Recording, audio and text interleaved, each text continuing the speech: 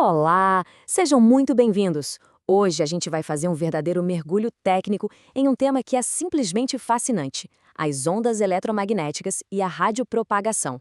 A ideia aqui é passear desde os fundamentos da física, sabe, até chegar na engenharia por trás dos enlaces de rádio e nos sistemas que fazem toda a nossa comunicação sem fio acontecer. Então, vamos lá! Mas antes de mais nada, é super importante dar o devido crédito, né? Este material foi criado pelo Silvano, e como a gente pode ver aqui, a formação dele em telecomunicações, IoT e engenharia de redes fala por si só e dá todo o respaldo para a qualidade do que vamos ver. Um aviso importante: esta análise didática é gerada por inteligência artificial com base nos slides originais. Então, desde já, peço desculpas por qualquer eventual erro que o processamento possa ter gerado, ok? Bom, tudo começa aqui, na física pura.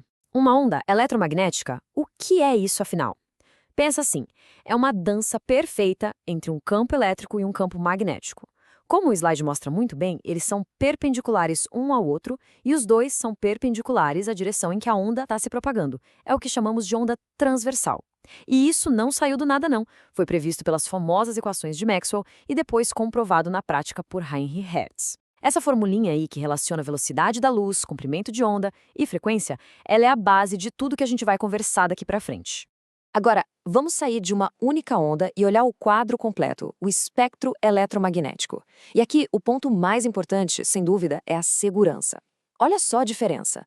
De um lado, a gente tem a radiação não ionizante, como as ondas de rádio, de celular, micro-ondas. A energia delas não é suficiente para arrancar elétrons dos átomos, então, no máximo, causa aquecimento.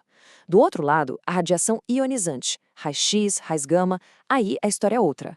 A energia é altíssima, capaz de bagunçar a estrutura dos átomos e das nossas células, o que representa um risco biológico real.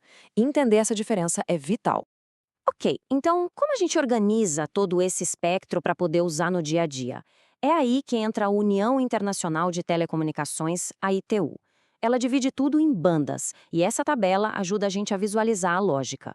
A gente vai desde as frequências super baixas, as VLF, usadas para comunicação com submarinos, até as super altas, as SHF, onde mora o 5G, os satélites, os radares, cada fatia com suas características e usos bem específicos.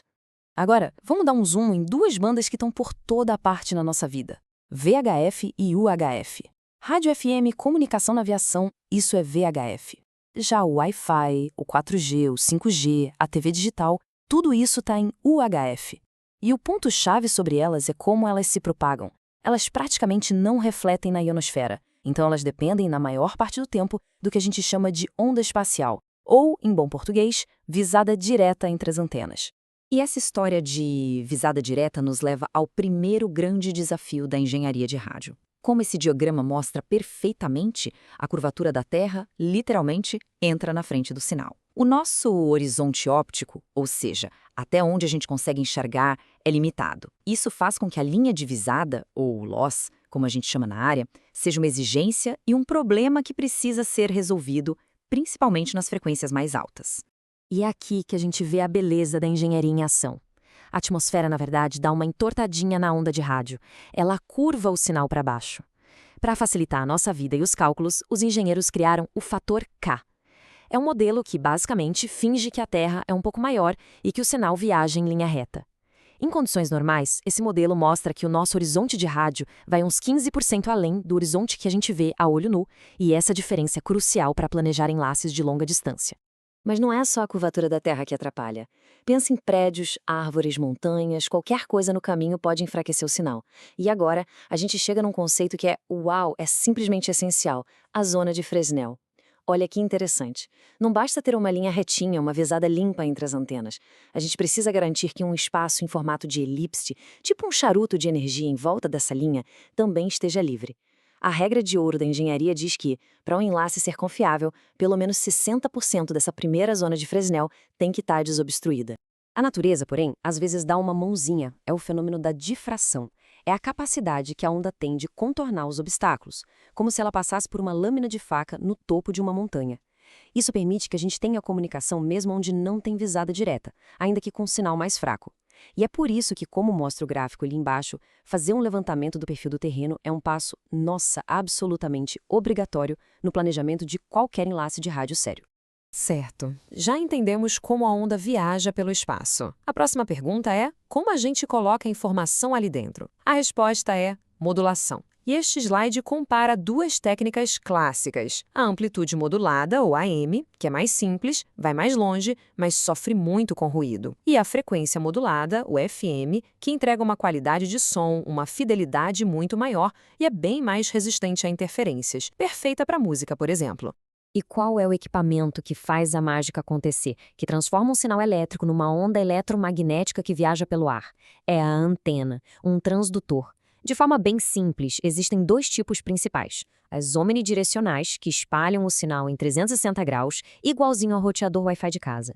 E as direcionais, que concentram toda a energia numa direção só, para conseguir um ganho altíssimo. Elas são essenciais para links de longa distância de ponto a ponto. Agora, vamos pegar tudo isso que a gente viu e aplicar num caso real, bem prático, uma rádio comunitária aqui no Brasil. A Anatel, que é quem manda no setor, define regras bem claras. Tem que operar numa frequência específica, a potência máxima é de 25 watts, ERP, que é a potência que realmente sai da antena, os equipamentos têm que ser homologados e existem regras de instalação. Ou seja, é a teoria toda sendo aplicada no mundo real com uma regulamentação bem precisa por trás. E assim a gente chega na conclusão. E olha, este slide resume a ideia de forma perfeita. A física nos dá a base de tudo. A engenharia, com suas ferramentas como o fator K, as zonas de Fresnel, nos dá as soluções para os problemas práticos. E a regulação garante que todo mundo consiga usar o espectro sem um interferir no outro. A grande lição aqui é essa. Um bom profissional de telecomunicações hoje precisa dominar esses três pilares: a teoria, o projeto e a norma. E estas foram as referências bibliográficas usadas no material original. Com isso, a gente fecha essa análise técnica. Se este conteúdo foi útil, se ajudou a clarear um pouco esses conceitos, considere se inscrever no canal, curtir, deixar um comentário e compartilhar. Essa interação é o que faz a plataforma entender que este conteúdo é relevante e recomendá-lo para mais gente que se interessa pelo assunto. Muito obrigado e até a próxima!